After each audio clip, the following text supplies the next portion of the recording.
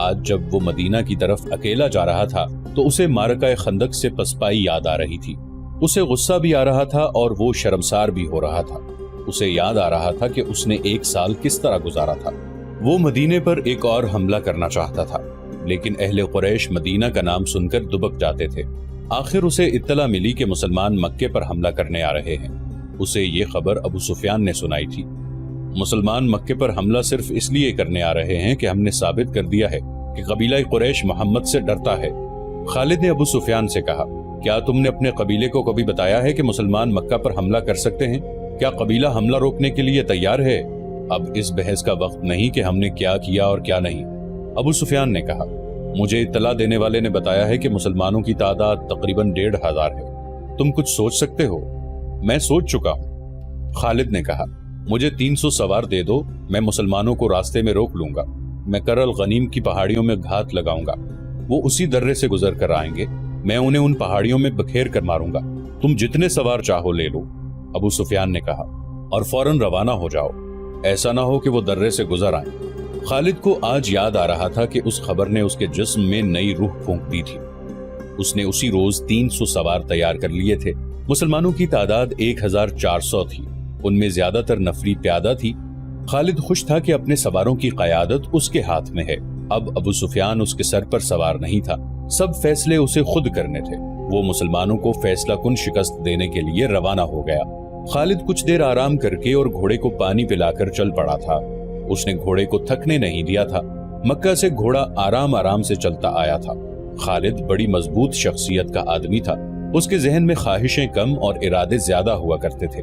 وہ ذہن کو اپنے قبضے میں رکھا کرتا تھا، مگر مدینہ کو جاتے ہوئے ذہن اس پر قابض ہو جاتا تھا۔ یادوں کے تھپیڑے تھے جو اسے طوفانی سمندر میں بہتی ہوئی کشتی کی طرح پٹخ رہے تھے۔ کبھی اس کی ذہنی کیفیت ایسی ہو جاتی جیسے وہ مدینہ بہت جلدی پہنچنا چاہتا ہو، اور کبھی یوں جیسے اسے کہیں بھی پہنچنے کی جلدی نہ ہو۔ اس کی آنکھوں کے آگے منزل سراب بن جاتی اور دور ہی دور ہٹتی نظر آتی تھی۔ گھوڑا اپنے سوار کے ذہنی خلفشار سے بے خبر چلا جا رہا تھا۔ سوار نے اپنے سر کو جھٹک کر گرد و پیش کو دیکھا۔ وہ ذرا بلند جگہ پر جا رہا تھا، افق سے احد کا سلسلہ کو اوپر اٹھایا تھا۔ خالد کو معلوم تھا کہ کچھ دیر بعد ان پہاڑیوں کے قریب سے مدینہ کے مکان ابھرنے لگیں گے۔ اسے ایک بار پھر خندق اور پسپائی یاد آئی، اور اسے مسلمانوں کے ہاتھوں 400 یہودیوں کا قتل بھی یاد آیا۔ بنو قریظہ کی اس تباہی کی خبر پر قریش کا سردار ابو سفیان تو بہت خوش ہوا تھا، مگر خالد کو نہ خوشی ہوئی نہ افسوس ہوا۔ قریش یہودیوں کی فریبکاریوں کا سہارا لے کر محمد کے پیروکاروں کو شکست دینا چاہتے ہیں۔ خالد کو خیال آیا۔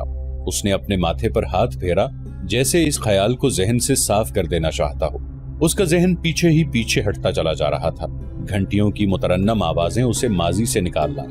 اس نے دائیں بائیں دیکھا، بائیں طرف وسیع نشیب تھا۔ خالد اوپر ہی اوپر جا رہا تھا۔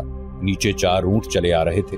اونٹ ایک دوسرے کے پیچھے تھے، ان کے پہلو میں ایک گھوڑا تھا۔ اونٹوں پر 2 عورتیں، چند بچے اور 2 آدمی سوار تھے۔ اونٹوں پر سامان بھی لدا ہوا تھا۔ گھڑ سوار بوڑھا آدمی تھا۔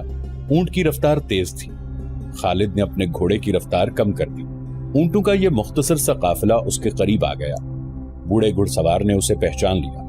تمہارا سفر آسان ہو ولید کے بیٹے۔ بوڑھے نے بازو بلند کر کے لہرایا اور بولا، نیچے آ جاؤ، کچھ دور اکٹھے چلیں گے۔ خالد نے گھوڑے کی لگام کو ایک طرف جھٹکا دیا اور ہلکی سی ایڑ لگائی۔ گھوڑا نیچے اتر آیا۔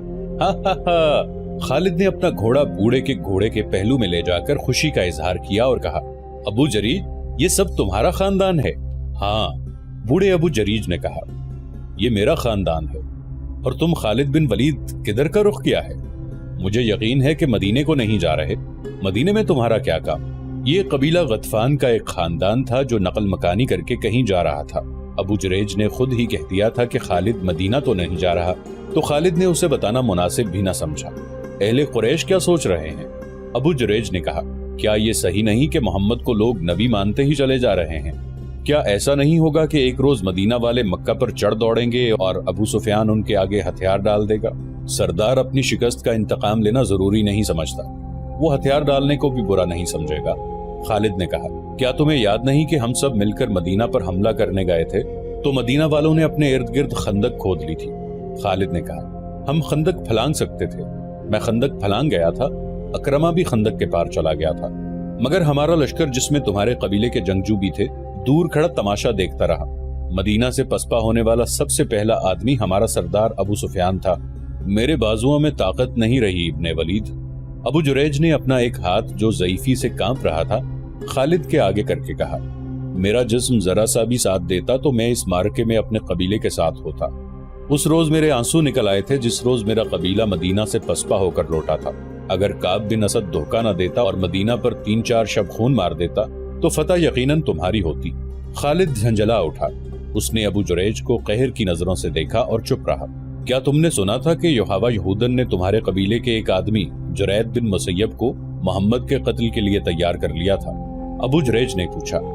ہاں، خالد نے کہا، سنا تھا، اور مجھے یہ کہتے ہوئے شرم آتی ہے کہ جرید بن مسیب میرے قبیلے کا آدمی تھا۔ کہاں ہے وہ 1 سال سے زیادہ عرصہ گزر گیا ہے، اس کا پتہ نہیں چلا۔ میں نے سنا تھا کہ یحاوہ یہودن اسے اپنے ساتھ یہودی جادوگر لیس بن موشان کے پاس لے گئی تھی اور اس نے جرید کو محمد کے قتل کے لیے تیار کیا تھا، مگر مسلمانوں کی تلواروں کے سامنے لیس بن موشان کا جادو جواب دے گیا۔ جرید بن مسیب مسلمانوں کے ہاتھوں قتل ہو گیا۔ بنو قریظہ میں سے زندہ بھاگ جانے والے صرف 2 تھے، لیس بن موشان اور یحاوہ۔ اب صرف ایک زندہ ہے۔ ابو جریج نے کہا، صرف لیس بن موشان زندہ ہے، اور جرید اور یحاوہ وہ بدروہیں بن گئے تھے۔ ابو جریج نے کہا، میں تمہیں ان کی کہانی سنا سکتا ہوں۔ تم نے یحاوہ کو دیکھا تھا، وہ مکہ کی ہی رہنے والی تھی۔ اگر تم کہو گے کہ اسے دیکھ کر تمہارے دل میں ہلچل نہیں ہوئی تھی اور تم اپنے اندر حرارت سی محسوس نہیں کرتے تھے تو خالد میں کہوں گا کہ تم جھوٹ بول رہے ہو۔ کیا تمہیں کسی نے نہیں بتایا کہ مدینہ پر حملے کے لیے غطفان اہل قریش سے کیوں جا ملا تھا اور دوسرے قبیلے کے سرداروں نے کیوں ابو سفیان کو اپنا سردار تسلیم کر لیا تھا؟ یہ یحاوہ اور اس جیسی 4 یہودنوں کا جادو چلا تھا۔ گھوڑے اور اونٹ چلے جا رہے تھے۔ اونٹوں کی گردنوں سے لڑکتی ہوئی گھنٹیاں بوڑھے ابو جریج کے بولنے کے انداز میں جل ترنگ کا ترنم پیدا کر رہی تھی۔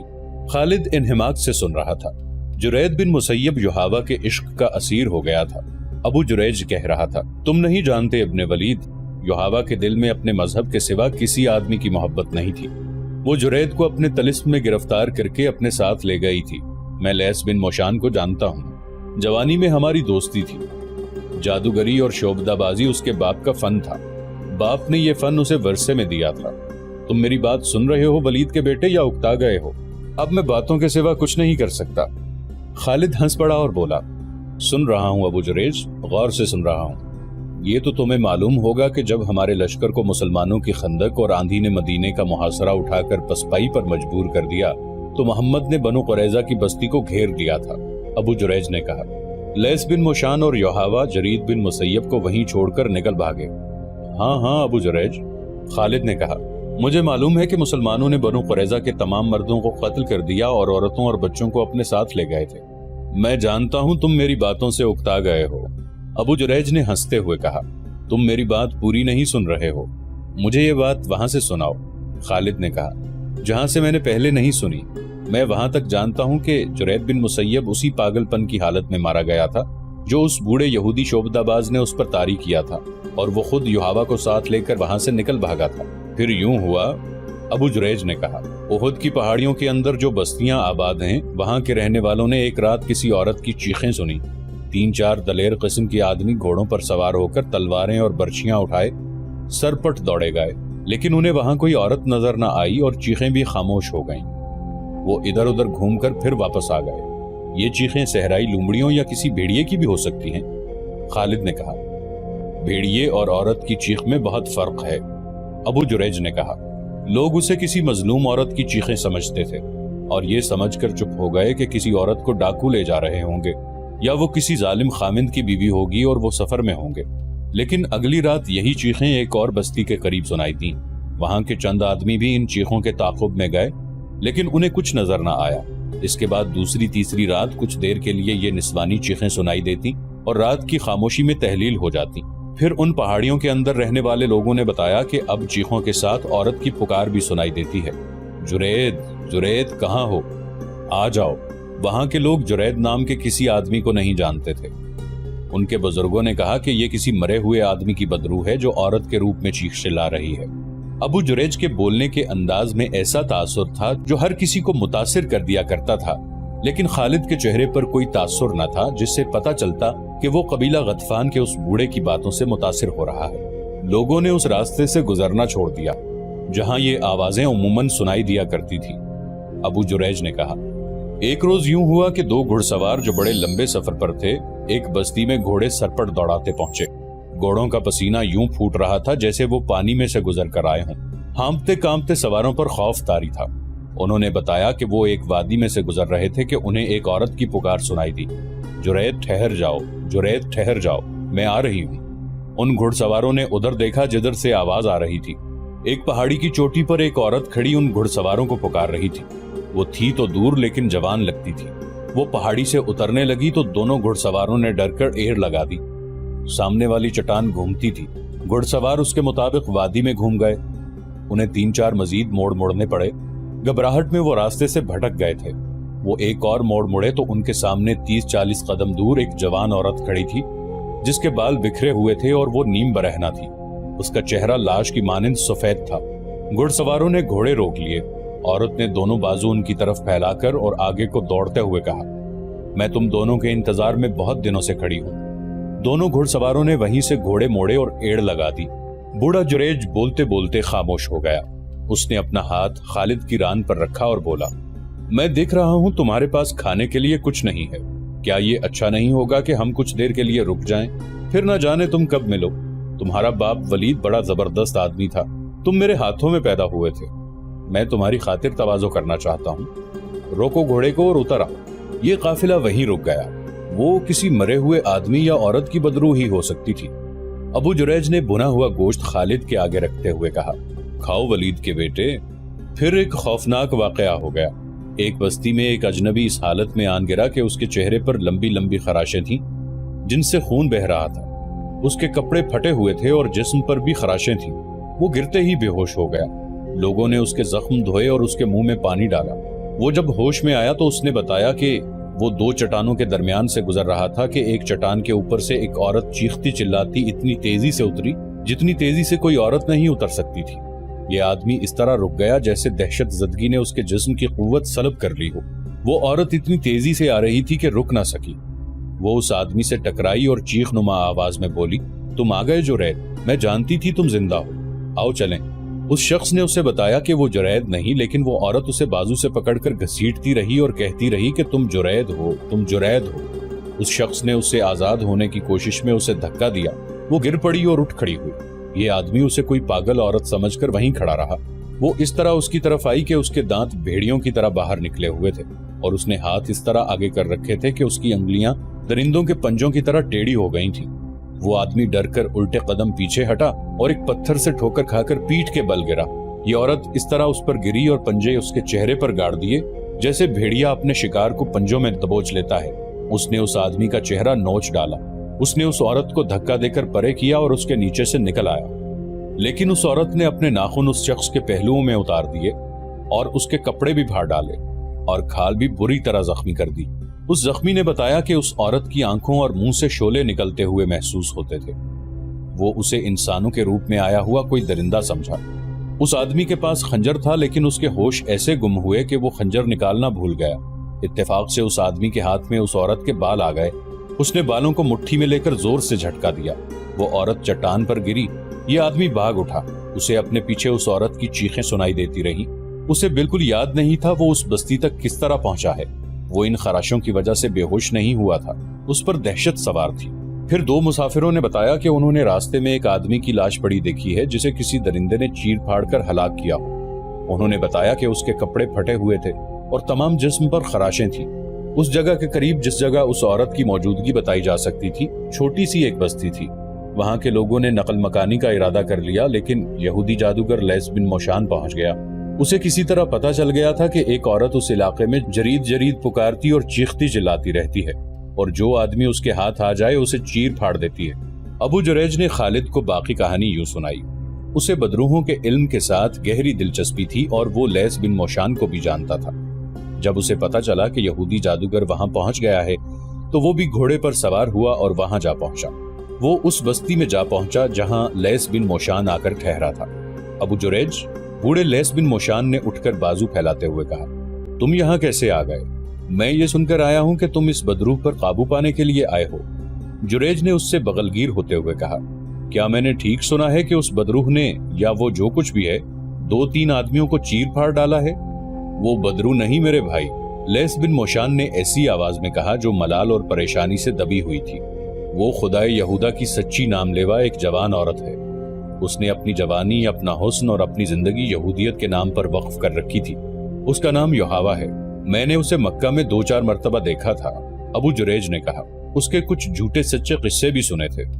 یہ بھی سنا تھا کہ اس نے قریش کے ایک آدمی جرید بن مسیب کو تمہارے پاس لا کر محمد کے قتل کے لیے تیار کیا تھا۔ پھر میں نے یہ بھی سنا کہ تم اور یوحاوا مسلمانوں کے محاصرے سے نکل گئے تھے اور جرید پیچھے رہ گیا تھا۔ اگر یوحاوا زندہ ہے اور وہ بدروح نہیں تو وہ اس حالت تک کس طرح پہنچی ہے؟